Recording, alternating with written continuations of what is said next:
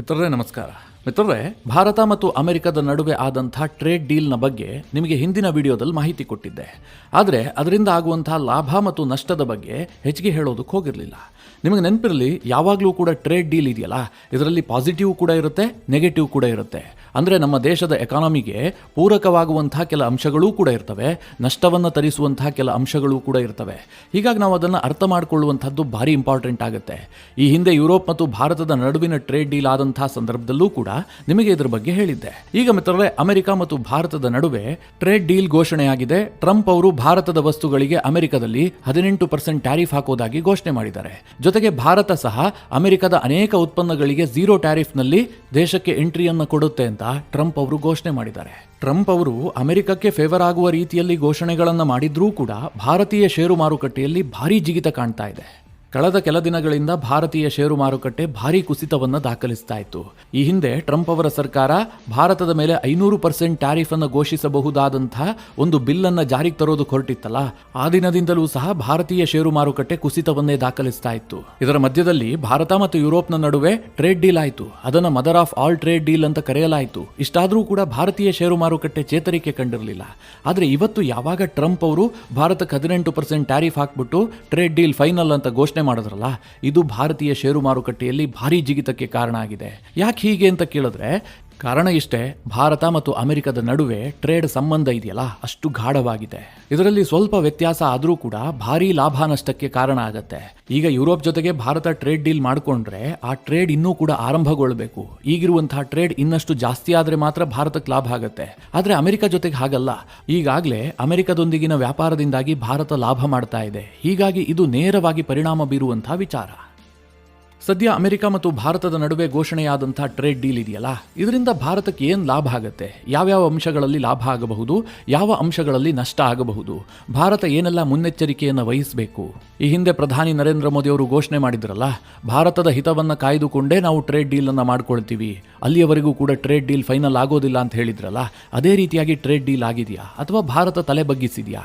ಇದೆಲ್ಲದರ ಬಗ್ಗೆ ಈ ವಿಡಿಯೋದಲ್ಲಿ ನಿಮಗೆ ಡೀಟೇಲ್ ಆಗಿ ತಿಳಿಸ್ಕೊಡುವಂತಹ ಪ್ರಯತ್ನ ಮಾಡ್ತೀನಿ. ನೀವು ಈ ವಿಡಿಯೋನ ಕೊನೆವರೆಗೂ ಮಿಸ್ ಮಾಡದೆ ನೋಡಿ. ಮೊದಲಿಗೆ ಭಾರತಕ್ಕಾಗುವಂತಹ ಲಾಭದ ಬಗ್ಗೆ ನಿಮಗೆ ಹೇಳಿಬಿಡ್ತೀನಿ. ಮೊದಲನೇದಾಗಿ ಭಾರತಕ್ಕಾಗುವಂತಹ ದೊಡ್ಡ ಲಾಭ ಏನು ಕೇಳಿದ್ರೆ, ಭಾರತದ IT, pharma sector, textile, auto part, steel, copper ಇವುಗಳ ಎಕ್ಸ್ಪೋರ್ಟ್ನಲ್ಲಿ ಬಹಳ ದೊಡ್ಡ ಜಿಗಿತ ಕಾಣಬಹುದು. ಇದರ ಬಗ್ಗೆ ನಾನು ಹಿಂದಿನ ವಿಡಿಯೋದಲ್ಲಿ ಚಿಕ್ಕದಾಗಿ ಹೇಳಿದ್ದೆ. ಈಗ ಸ್ವಲ್ಪ ವಿವರಿಸಿ ಹೇಳ್ತೀನಿ ಹೇಗೆ ಭಾರತಕ್ಕೆ ಇದು ಲಾಭ ಆಗುತ್ತೆ ಅಂತ. ಇವತ್ತು ದಕ್ಷಿಣ ಏಷ್ಯಾ, ಆಸಿಯಾನ್ ದೇಶಗಳು ಮತ್ತು ಚೈನಾ ಅಮೆರಿಕದೊಂದಿಗೆ ಬಹಳ ದೊಡ್ಡದಾದಂತಹ ಟೆಕ್ಸ್ಟೈಲ್ ಉತ್ಪನ್ನಗಳನ್ನು ವ್ಯಾಪಾರ ಮಾಡ್ತವೆ. ಅದರಲ್ಲಿ ಬಾಂಗ್ಲಾದೇಶ ಇದೆ, ವಿಯೆಟ್ನಾಂ ಇದೆ, ಪಾಕಿಸ್ತಾನ ಇದೆ, ಚೈನಾ ಇದೆ. ಚೈನಾ ಬಹಳ ಪ್ರಮಾಣದಲ್ಲಿ ಅಮೆರಿಕಗೆ ಟೆಕ್ಸ್ಟೈಲ್ ಉತ್ಪನ್ನಗಳನ್ನು ಎಕ್ಸ್ಪೋರ್ಟ್ ಮಾಡುತ್ತೆ. ಭಾರತವೂ ಕೂಡ ಎಕ್ಸ್ಪೋರ್ಟ್ ಮಾಡುತ್ತೆ. ಭಾರತ 3ನೇ ಸ್ಥಾನದಲ್ಲಿತ್ತು. ಆದರೆ ಟ್ರಂಪ್ ಅವರ ಈ ಹೊಸ ಟ್ಯಾರಿಫ್ ನೀತಿಯಿಂದಾಗಿ ಭಾರತಕ್ಕೆ ಅತ್ಯಧಿಕ ಲಾಭ ಆಗುತ್ತೆ.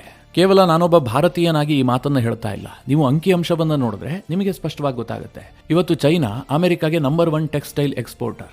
ಚೈನಾ ಒಂದು ವರ್ಷಕ್ಕೆ ಸರಿಸುಮಾರು $31.9 ಬಿಲಿಯನ್ ಮೊತ್ತದ ಟೆಕ್ಸ್ಟೈಲ್ ಅನ್ನ ಅಮೆರಿಕಾಗೆ ಎಕ್ಸ್ಪೋರ್ಟ್ ಮಾಡುತ್ತೆ. ಅಮೆರಿಕದ ಒಟ್ಟಾರೆ ಟೆಕ್ಸ್ಟೈಲ್ ಮಾರುಕಟ್ಟೆಯಲ್ಲಿ ಚೈನಾದ ಪಾಲು ಎಷ್ಟಿದೆ ಕೇಳಿದ್ರೆ 39%. ಆದರೆ ಸದ್ಯ ಟ್ರಂಪ್ ಅವರ ಟ್ಯಾರಿಫ್ ವಾರ್ ಕಾರಣದಿಂದಾಗಿ ಚೈನಾ ಮೇಲೆ ಅಮೆರಿಕ 37% ಟ್ಯಾರಿಫ್ ಅನ್ನು ವಿಧಿಸಿದ್ದಾರೆ. ಹೀಗಾಗಿ ಚೈನಾದ ಟೆಕ್ಸ್ಟೈಲ್ ಎಕ್ಸ್ಪೋರ್ಟ್ಗೆ ಹೊಡೆತ ಬಿದ್ದಿದೆ.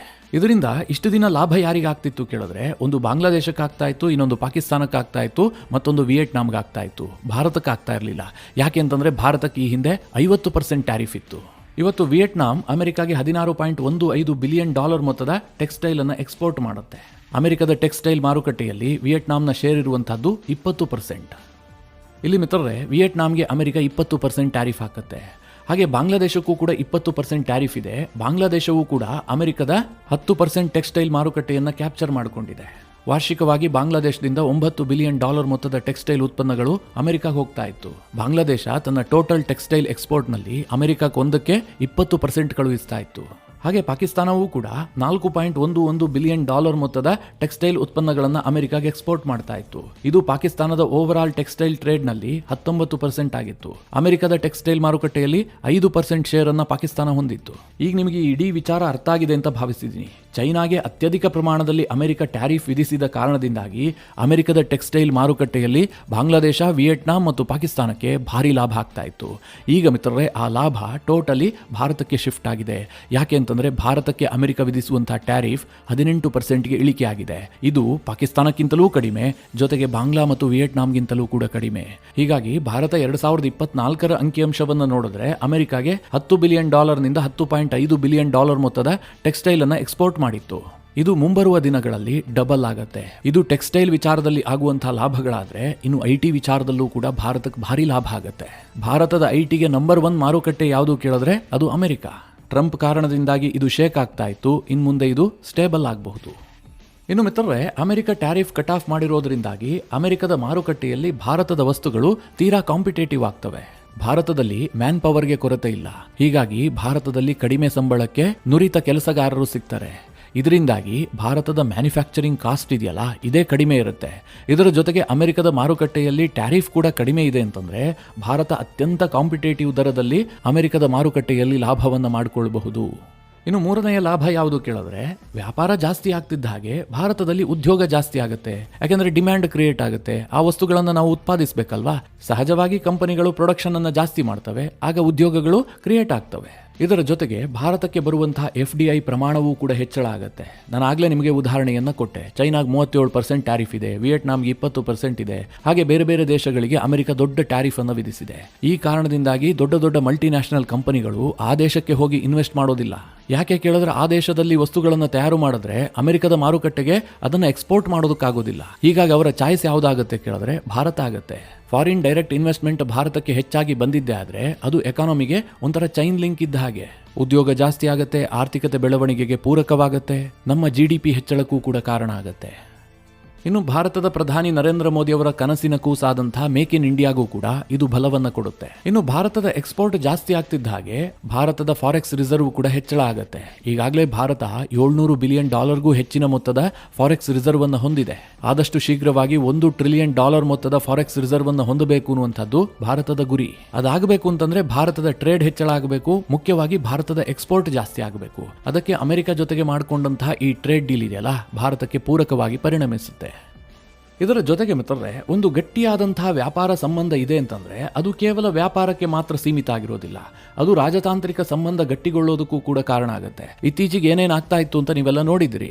ವ್ಯಾಪಾರದಲ್ಲಿ ಏರುಪೇರಾದ ಕಾರಣದಿಂದಾಗಿಯೇ ಅಮೆರಿಕ ಪದೇ ಪದೇ ಭಾರತಕ್ಕೆ ಧಮಕಿ ಹಾಕ್ತಾ ಇತ್ತು. ಇದು ಅಮೆರಿಕ ಮತ್ತು ಭಾರತದ ನಡುವಿನ ರಾಜತಾಂತ್ರಿಕ ಸಂಘರ್ಷಕ್ಕೆ ಕಾರಣ ಆಗ್ತಾ ಇತ್ತು. ಆದರೆ ಒಂದು ಸ್ಟೇಬಲ್ ಆದಂತಹ ವ್ಯಾಪಾರ ನಡೀತಾ ಇದೆ, ಒಂದು ಗಟ್ಟಿಯಾದಂತಹ ಟ್ರೇಡ್ ಡೀಲ್ ಆಗಿದೆ ಅಂತಾದ್ರೆ ಈ ರೀತಿಯ ಸಮಸ್ಯೆಗಳೇ ಉದ್ಭವಿಸೋದಿಲ್ಲ. ಹೀಗಾಗಿ ಭಾರತ ಮತ್ತು ಅಮೆರಿಕದ ನಡುವಿನ ಸಂಘರ್ಷಕ್ಕೆ ತೆರೆ ಬೀಳುತ್ತೆ. ಇದು ಭಾರತಕ್ಕೆ ಬೇರೆ ಬೇರೆ ರೀತಿಯಲ್ಲಿ ಹೆಲ್ಪ್ ಮಾಡುತ್ತೆ. ಅಮೆರಿಕದ ದೊಡ್ಡ ಪ್ರಮಾಣದ ಇನ್ವೆಸ್ಟ್ಮೆಂಟ್ ಭಾರತಕ್ಕೆ ಬಂತು. ಅಮೆರಿಕಾಗೆ ಭಾರತ ಅತ್ಯಂತ ಇಂಪಾರ್ಟೆಂಟ್ ಪಾರ್ಟ್ನರ್ ಅಂತಾದ್ರೆ ಅಮೆರಿಕ ಯಾವತ್ತೂ ಕೂಡ ಪಾಕಿಸ್ತಾನಕ್ಕೆ ಸಪೋರ್ಟ್ ಮಾಡೋದಿಲ್ಲ.